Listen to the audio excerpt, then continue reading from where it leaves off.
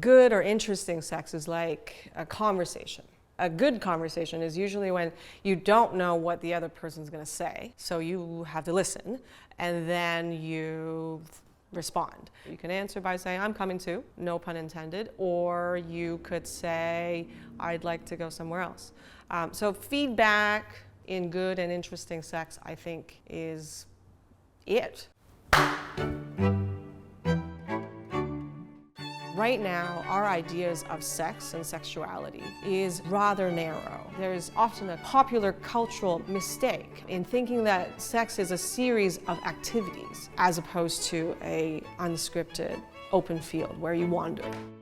Judgments that I encounter are constant. Young people should not be sexual, and if they are, then they are loose or they're deviant and so forth. The kind of judgments that actually hurt my heart more is the plethora of judgments that people put on themselves. I'm too tall, too short, too sexual, too asexual, too boring, too interesting, too horny, too never horny. That is one of the most powerful judgments that I have the privilege, actually, of surfacing with people. I want people to think differently about sex in so many ways. There are so many misconceptions around consent.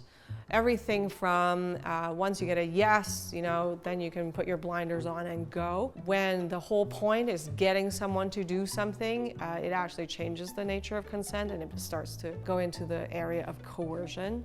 Consent is ongoing, and that's the only way it really makes sense. It's about thumbs up, things are good. And in sexual experience, things change all the time. They float in and out of, this is amazing, this is pleasurable, ouch, that doesn't feel good.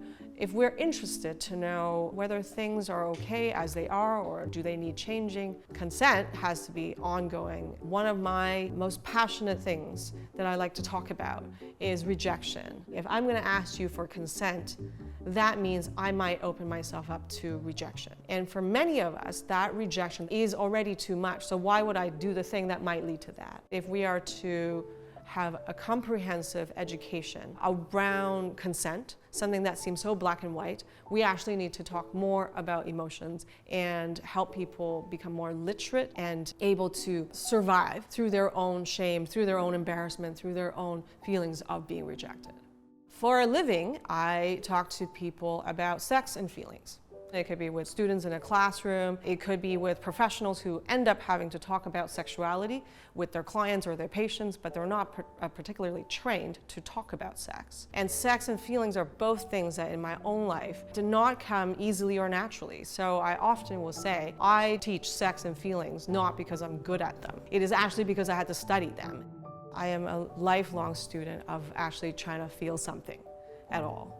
My family comes from Hong Kong. I was born there. I feel in my heart like a Hong Kong person. There's not a lot of room for leisure, and certainly there's not a lot of room for big expressions of feelings. My family doesn't really know what I do. My mom keeps asking me, you keep giving talks. What is there so much to talk about? I have heard my mom say that her daughter is in health. So that's sort of how she takes care of that. My name is Karen B.K. Chan, and this is my brief but spectacular take on sex and feelings.